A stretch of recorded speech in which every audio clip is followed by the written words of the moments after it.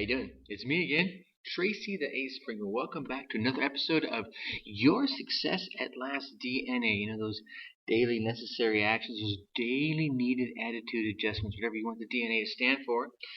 How's the week going? How you liking this free week, right? It's Thursday, just another day closer. Oh, okay, it's not Thursday. I recorded this on Thursday originally, and I had a server problem.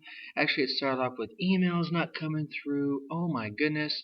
You pay for a service and you expect it to happen, and it happens seamlessly, but sometimes it just doesn't.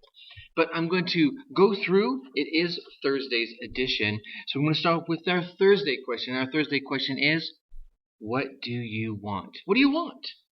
Well, Tracy, I'd like to have these things come in on a timely basis. Well, so do I. No, but seriously, what is it that you really want? And I sit there and I ask this question of folks now and again, and you get the usual answers. Oh, I want more money, and I want to be happy, and I want a good relationship. But there's usually something, another level deeper than that. And that's why I ask this question every week. Because one week a client will say, well, I want to make more money. Well, there's a reason why they want to make more money. And what is that? And finally they'll get to answering that question. And then there's usually one more level behind that, and they'll get to answering that question till they get to the real core of what it is they really want. And then, let me tell you, the doors just open up, and it's like, right? The skies open, the sun beams down, the angels sing. So I want you to keep asking yourself, what do you really want? And then when you say, I want a nice house, well, what do you really want a nice house for? Oh, and maybe I'm in network marketing and it's a great place to have meetings. Okay, well, what do you want to have those great meetings? And just go a couple of levels. I'd say go 5 deep. Anyway, so today we're going to talk about what you really want, how you can get it, right? And one of the things that ways that really can get into getting it is to go from uninspired to motivated. I'm going to give you like 3 helpful tips, 3 steps from getting uninspired to motivated. Now, everyone hears my voice and hears the tonality in my voice, and usually they see me and think, man, he is motivated. Let me tell you, there are times I am uninspired. It happens to me too. Yep, I'm sorry. I'm just got to be real with you. It does happen. You see, motivation really it's a tricky subject. And there is no quote-unquote right answer, he says as he does the bunny ears in the air with his fingers. There's no right answer when it comes to it. The key is to discover what motivates you and to keep that idea in the front of your mind day in and day out. So I want to talk about in this episode is those tips on motivating yourself so that you can be excited and strive for your vision. And we've talked about what your goals are, and we've talked about, not responding in anger. Now you've got to stay motivated, because let me tell you, you go to those 3-day, those 2-day, those week-long events, and those guys get up on the stage who you've paid hundreds or thousands of dollars to go see, and they're awesome at pumping you up, just getting you going. Hey, right on, I'm ready to take on the world. And then a week later, you're not quite so motivated, and you're re-listening to their tapes, and you're wondering why it is you can't keep doing it. You've got to keep yourself motivated. And it doesn't matter whether it's losing weight, trying to find the perfect relationship, trying to land a new job. Being motivated can make the difference between success and defeat. Which would you like, right? Huh? Let's be honest. It's success, isn't it? I'll help you with the hard ones, right? Okay, so here's the thing. Preparation for success, let's be honest, it's going to require a little hard work, right? I mean, let's be honest, it's not always easy.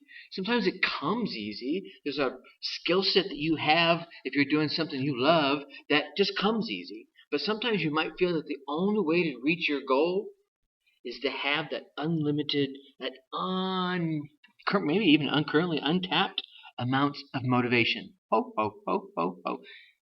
do you get it? Well, where can you find the motivation? I'm about to tell you. That's why you're here, right? All right, so tip number 1, people around you. Find motivation in those around you. See, motivation can drop off quickly if your goal, your project gets a little stale. Maybe you're You're at a spot where it's taking you a little longer to get something done. But even if you're passionate about your goal and your day-to-day activities, they can get a little tedious. Keeping yourself motivated, as I just want to emphasize, is important.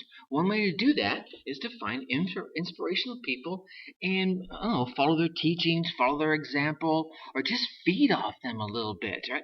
And motivation could come from me, could come from any number of people out on the web. It could be someone in your family, someone you love, someone that you work for, a peer, someone in a club, someone at the church, maybe just a neighbor. The world is filled with those people who have made it, and whatever made it means. I mean, if you're looking to be a great mom, find a great mom that motivates you.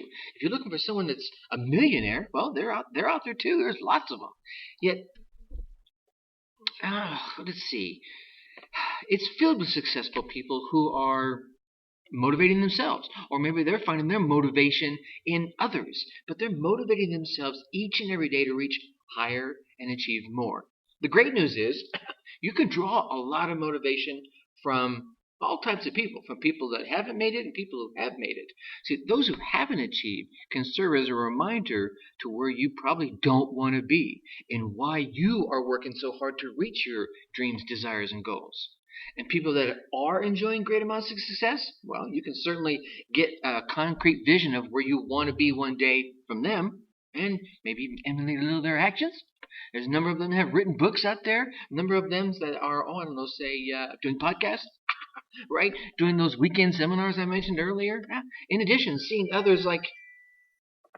Sorry about that. You didn't realize what just happened. I just had to pause myself because I sneezed, and you didn't want to hear that.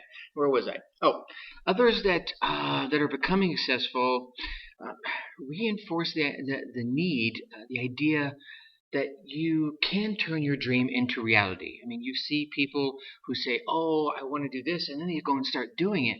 Man, that's motivating, right? Whether they're a friend of yours or whether they're just a colleague or someone you're reading about in the paper. See, others can be successful, so why not you? So rather than come up with all those reasons why you can't reach your success, why you will never fulfill your dreams, why you can't have the love of your life, focus on discovering the reasons why you can, right? That is really, really motivating. Now, with that comes right into the next tip, which is focus on the purpose. So, I have a friend, Diane.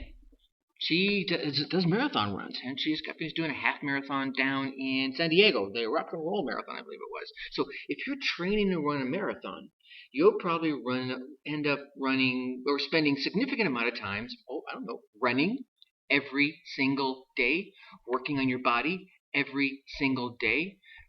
If you're waking up every morning and subjecting your body to these intense levels of physical exertion with no meaning behind it, you're probably going to lose interest. You're probably just going to say, "Oh, I don't need to run 5 miles today. I'll run 4. Oh, I don't need to run 4 miles today. I'll run 3. And so forth and so on." The major part of being successful is reminding yourself why. Why are you doing all the preparations? Now, I've seen some of her photos while she's running. She has a huge smile on her face. She just loves it. You know what's funny is I haven't even asked her the why. I know there's one there. Otherwise, why would you do it? There's always a why. What is your why? When you remember your why, you'll devote more energy, more focus, more preparation to achieving all the outstanding results that you're hungry for. So it's important to stay centered on the reason why you're doing something.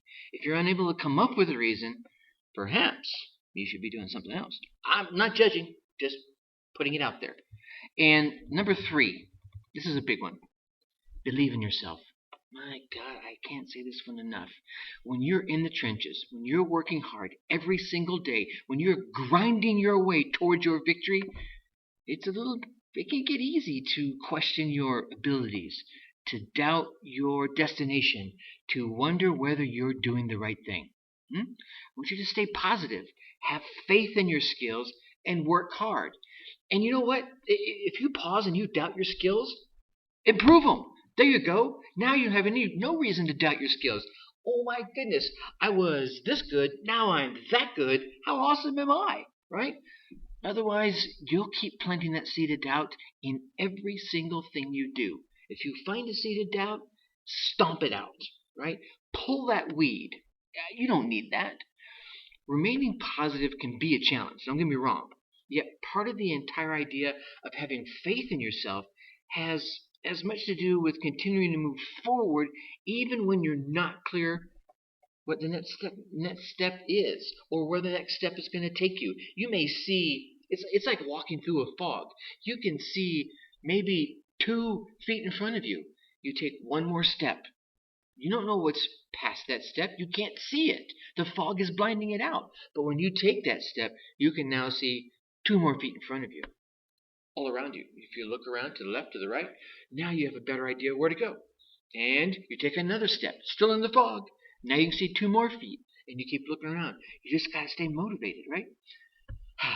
So, what this means is, even if you're not sure, exactly how you're going to achieve your goal, right? Which direction you're going in the fog, which step you need to take, you can still take steps towards your goal.